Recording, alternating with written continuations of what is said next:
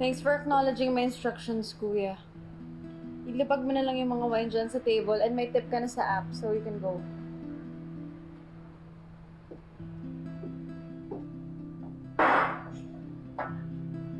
I guess the delivery man didn't get the memo.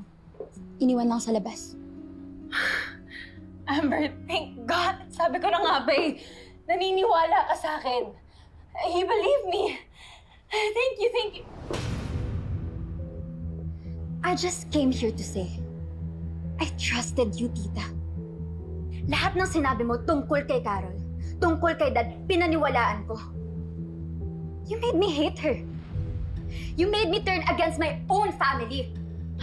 No! No! Please don't twist things. Lahat ng ginawa ko ay para protektahan kayo ng daddy mo. Si Carol yung manliloko dito, hindi ako. So please don't let her brainwash you. You know me. Kaya ko magdrama pero hindi ako killer. Stop it! You keep saying na puro drama lang, pero puro kasinungalingan yung tinanim mo sa akin, tita. Lahat ng tiwala ko sa'yo, sinira mo! Please, please, maniwala ka sa akin. Believe me. Please. Hindi! Hindi na! Hindi na ako maniniwala sa'yo. Hindi ko na magiging kakamli yung babaeng nang betray sa mom ko.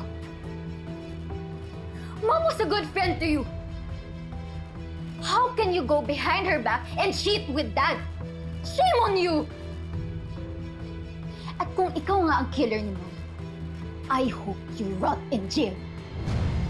You heard that? I hope you rot in jail!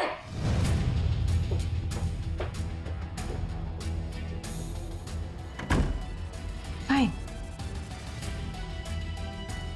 Walk away. Lahat naman kayo bulag. Lahat kayo tanga. All of you are stupid.